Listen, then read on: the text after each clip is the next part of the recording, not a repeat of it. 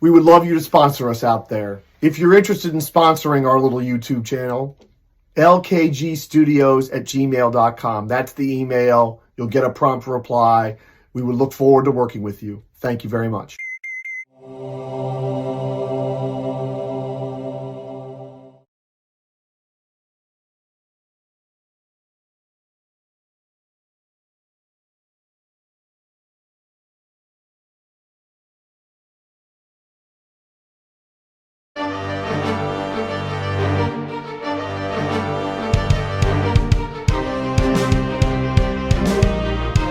Social media, whatever.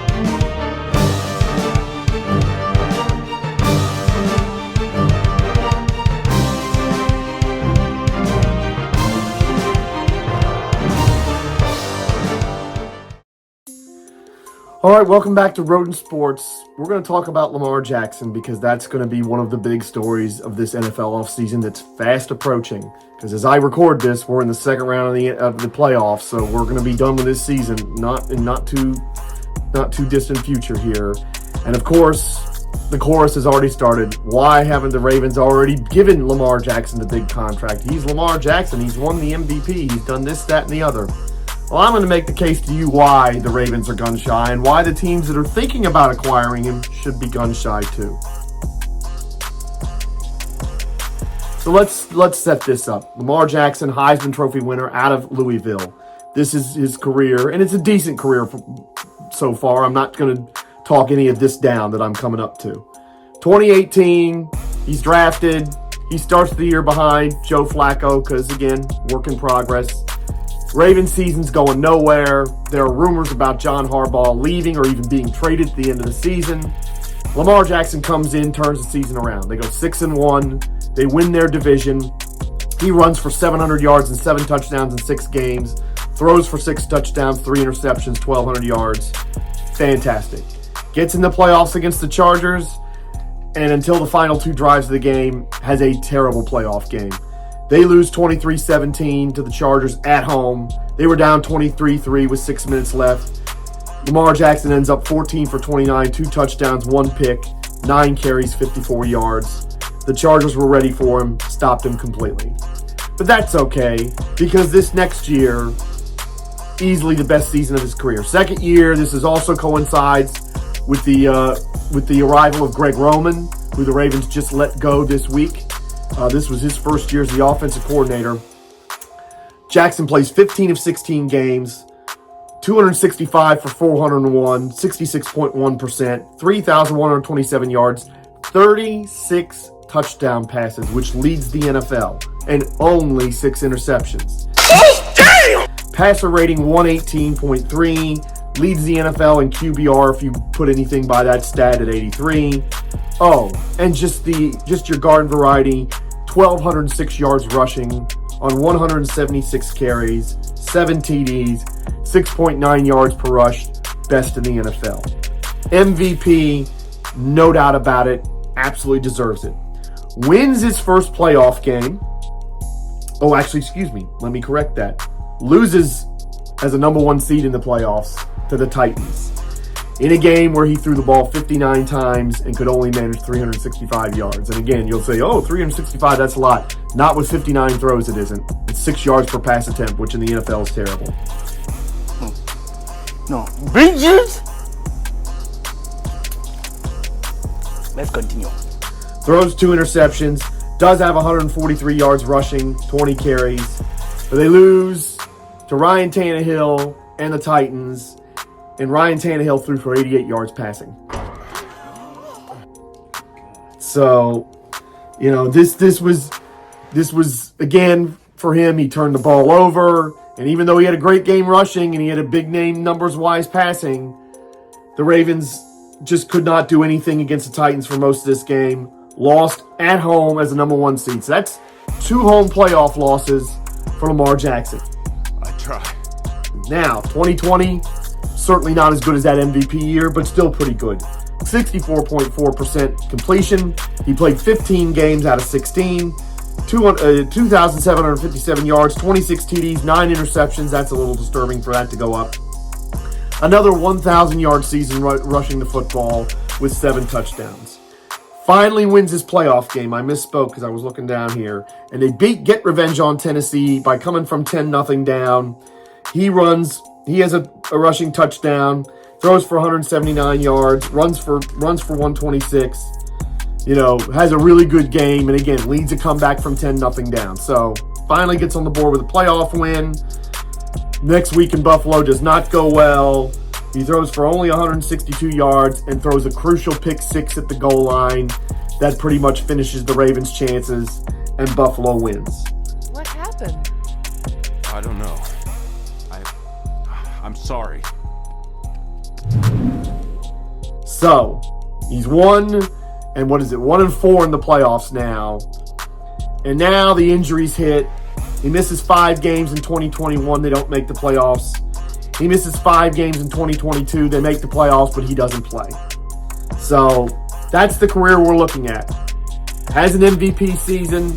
Has shown amazing has shown amazing progress as a passer. Gotten in the playoffs, but he's 1-4 in the playoffs. And now here we are. He's coming to free agency. Of course, he won't be a free agent because the Ravens are going to tag him. And there'll be all sorts of wailing and crying on that. And of course, Lamar Jackson will complain too. But let's remember something. When you are franchise tagged as a quarterback, you are making way more money than anybody else. Franchise tag, how does that work? It's the average of the top 5 salaries for the last 5 years. And salaries for quarterbacks have been zooming up. So we're getting rid of a year where the salaries were high, but not like what they're going to be coming up in 2023. And for example, going into that calculation will be Deshaun Watson's $46 million that he's going to get next year. And if he's traded, also going in that calculation will be Derek Carr's $32.9 million and Dak's $31 million. So the QB franchise tag value is going to zoom up. And by the way, this year, in 2022, that value was $29.7 million. So while you're weeping and gnashing your teeth over Lamar Jackson having to play under the tag, if that's what happens, he will be doing so, getting probably $33 million or somewhere in that neighborhood. So I'm not exactly going to be playing the tiny violins for that. Now we're going to get into the cautionary tale. Why are the Ravens so gun-shy? Well, I will tell you why, and it's quite understandable. Remember Joe Flacco, the quarterback that Lamar Jackson replaced? Very similar situation. 5th year of his rookie deal. Ravens tried everything they could to get him to sign an extension. He said, no, I'm going to bet on myself and play under the option. So we're not even talking about a tag. We're talking about the option, which is less than the franchise tag. What happens? Joe Flacco gets into the playoffs with the Ravens, has one of the greatest playoff runs in NFL history. Over 4 games, 11 touchdowns, no interceptions. The Ravens beat the 49ers and win the Super Bowl. And what does he get? He gets a 6-year, $120 million deal with a $29 million signing bonus. And then later signs another deal, 3 years, $66 million with another big guarantee. And what did the Ravens get for signing Joe Flacco to that deal? And they felt like they had no choice. They just won the Super Bowl, so they couldn't tell him goodbye, and they couldn't offer him the kind of deal that they wanted to offer him. What did they get? They got 500 football with one playoff win. They never got to the Super Bowl again. They never even got to the point where they were playing to go to the Super Bowl again. And they were constantly 9-7, 8-8, 9-7, 10-6. Not any more elite seasons. Why? Because it was hard, even with the salary cap going up, to build a championship roster paying your quarterback that much money. And that is the whole point here. Lamar Jackson has shown himself to be a great quarterback at times, but he's got an injury history now, and he's got a question about being able to perform in the playoffs. Now, he's going to hit free agency, except he's really not going to hit free agency because he's going to be franchise tagged. And there will be wailing and gnashing of teeth about that too.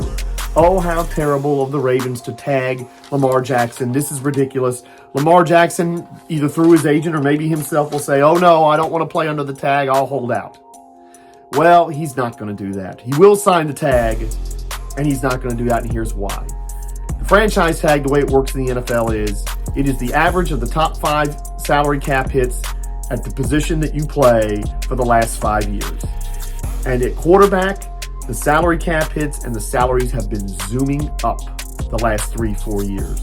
So we're going to be lopping off 5 years ago where the money was not as big and adding this coming year where the money is gigantic.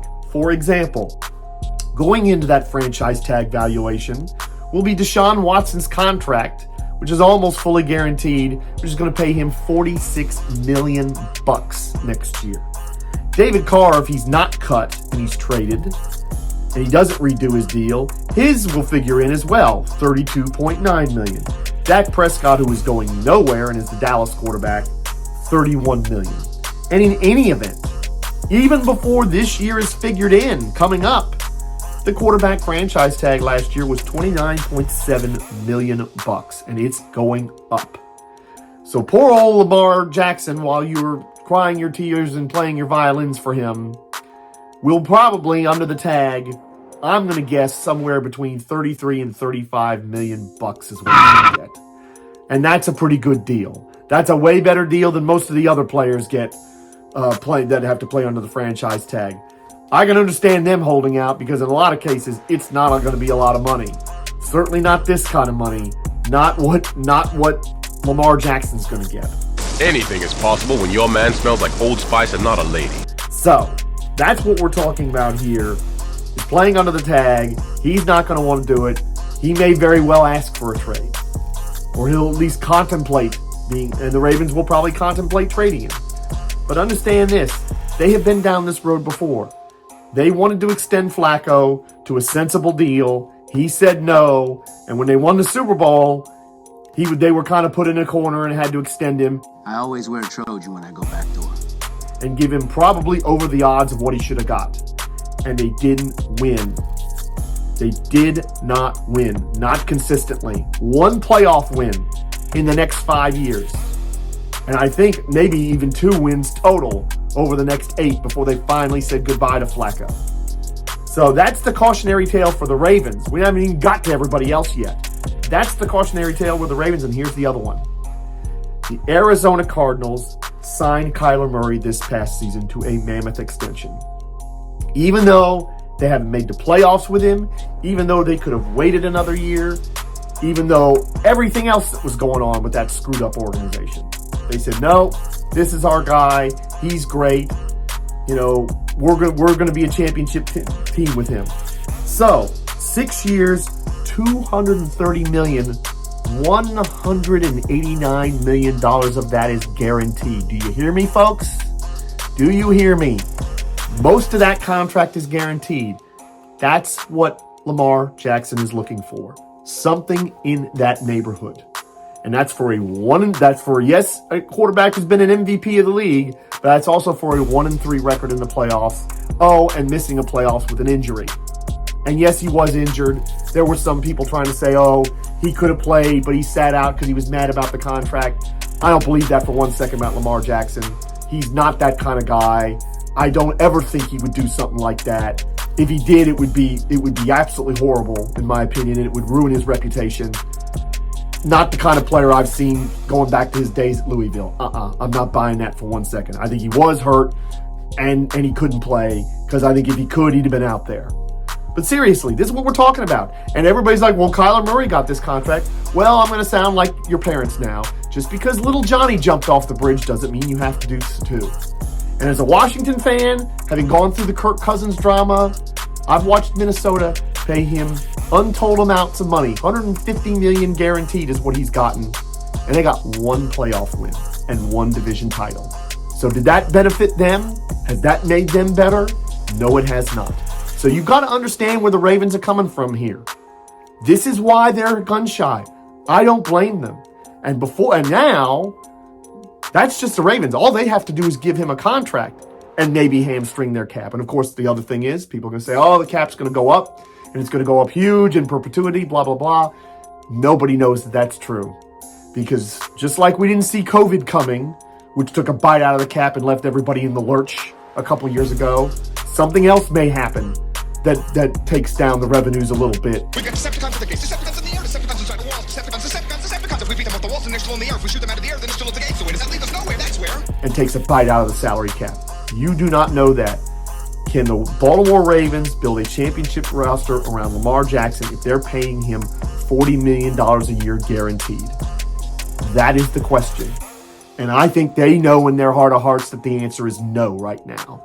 And I don't blame them for feeling that way. So now let's get to everyone else. Because, okay, the rumor mill's flying. He's going to ask for a trade and he's going to be traded. And of course, unsurprisingly, because of the way Washington is, Washington, my favorite team, the one on my shirt, of course they're the Commanders now, are one of the teams that's talked about as being a possibility. But there are several, and we're going to go through all of them. What? Quarterback killers.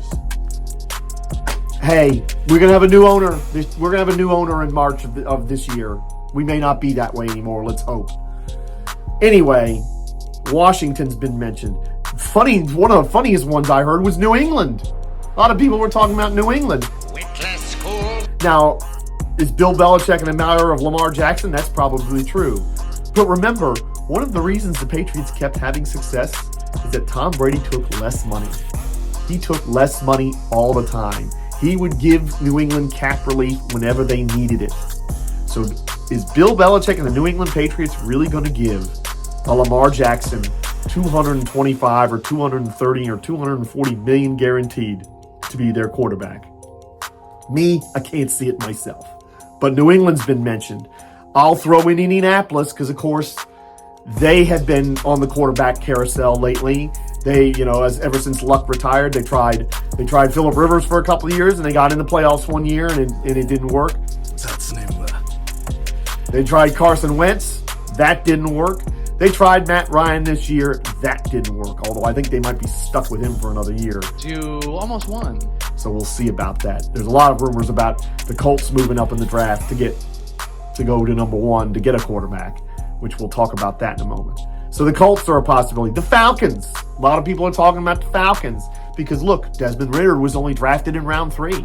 They've gotten Matt Ryan off their books, and they'll be completely clear of his money, of his dead money after this year. So maybe Atlanta. So what are we talking about if we're going to make a deal for Lamar Jackson? We are talking about your first round pick in 2023, your first round pick in 2024, a very high pick in either one or both of those years. Maybe a second rounder one year and a third rounder the next. Maybe a third rounder one year and a third rounder the next. We're talking about 4 draft picks, probably, and certainly a number 1 this year and a number 1 next year. Don't think you're going to lowball the Ravens, who have been masters at knowing the value of everything they've got in the last several years. Whether it was Ozzie Newsome as the GM or now his protege, Eric DaCosta. You are not going to sit here and get away cheap if you're going to make a deal with the Ravens for a quarterback. It's not going to happen. So, and again, Lamar Jackson may not love playing under the tag, but if the Ravens tag him, and they will, he'll do it one way or the other because you're not going to turn down 33 to 35 million bucks. So the notion that the Ravens are going to be under pressure and that they have to make this trade, no, it's not so. The Ravens will be perfectly happy to go into that situation because, look, it is not the end of the world. Kirk Cousins played under the tag twice in Washington and then left. And if anything, playing under the franchise tag buys the organization time to figure out their next move. So the Ravens don't have to make this deal or make a trade, despite whatever the agent says, whatever Lamar Jackson says, and teams are going to have to pay a premium. And you're going to have to pay that premium and then give Lamar Jackson that kind of money, that Kyler Murray deal or something like it. Something close to what Mahomes is getting. Mahomes is getting $50 million a year, or Rodgers. And there's the other interesting thing. There are a lot of options this year for teams that are looking for quarterbacks. I guess this means everyone's a suspect. The number 1 pick is held by a team that's got their quarterback, the Chicago Bears. So, do you trade up to number 1, which again is going to cost you 3 or 4 draft choices, but you at least get a quarterback on number 1 salary, which is not nearly as expensive as Lamar Jackson, or you trade for Lamar Jackson? It's a good question. How much do you believe in a Bryce Young or a CJ Stroud, who are the likely candidates to go number one if a quarterback is taken at number one? Do you instead go for a quick fix with Aaron Rodgers and say, well, he's already signed and he wants out of Green Bay and he's still got it, and it's not forever, that contract, it's 2 or 3 years, and we'll do that. That's out there. Derek Carr's out there. Derek Carr's expensive, as we detailed before. He's going to make, if you trade for his contract, $32.9 million next year. But that's not 40, and it's not 250 guaranteed over however many years, or whatever it's going to be for Lamar Jackson. And again, it's not going to cost you an arm and a leg and draft choices either.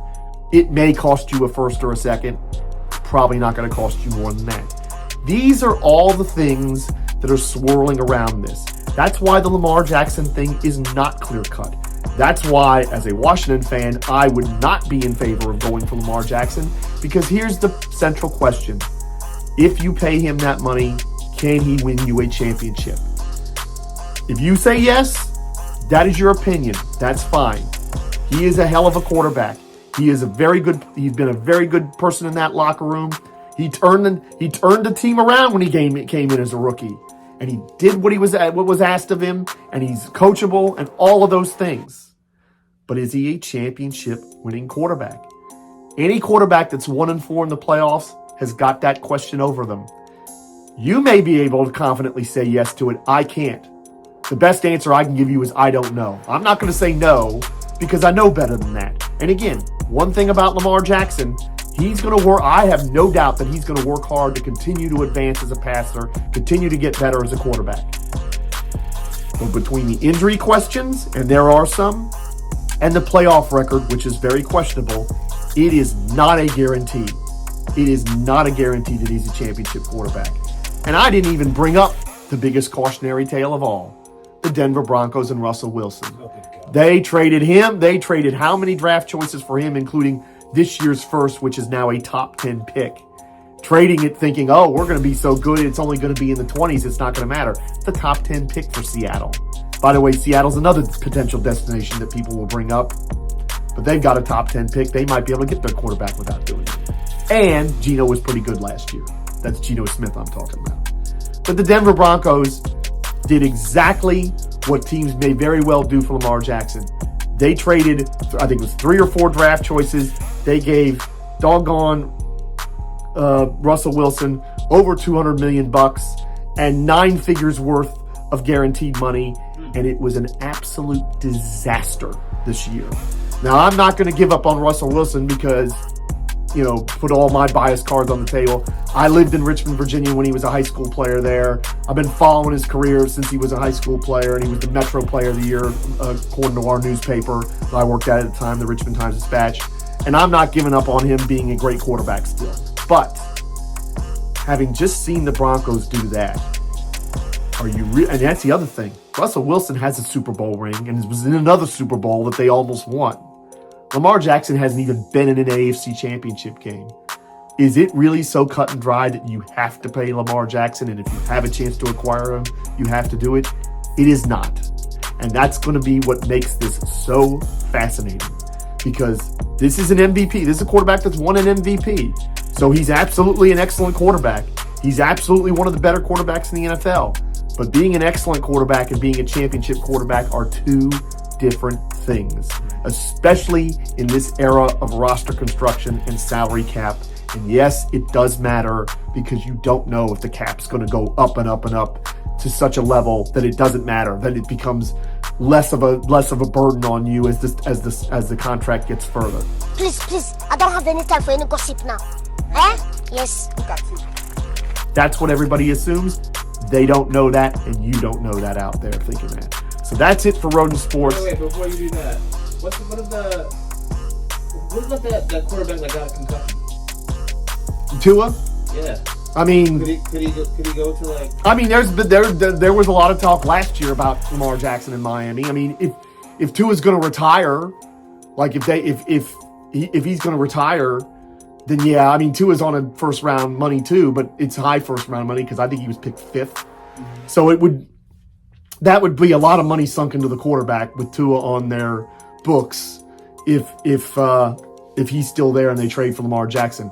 I would presume, well, and who the heck knows with Miami, I would presume that any deal, if Tua is healthy and the Dolphins really want to do that, any deal would include Tua plus a first-round pick plus other picks, which is a lot for Miami to pay for. But Miami's another one that there's an argument to be made because that's a really good roster with a lot of talent. But you're already paying Tyreek Hill big money, and you got other people that you need to pay big money, and you're going to give Lamar Jackson $200-some million and $190 million guaranteed, or whatever it's going to be, or $200 million guaranteed, whatever it's going to be. That's why this is not so straightforward. The pay Lamar Jackson crowd, I understand where they're coming from because he's an excellent quarterback, and more to the point, he's not so up himself that he doesn't know that he needs to get better. But is he a championship quarterback? That is to be determined as far as I'm concerned. And that's why I'm putting the case out there. That's the case, both sides, both ways, of why you should pay him, why you shouldn't, and the difficulties for anybody that's acquiring him. That's Rodent Sports for this week. I hope you enjoyed this. Like and subscribe. Leave a comment because we appreciate comments. Talk to you all next time.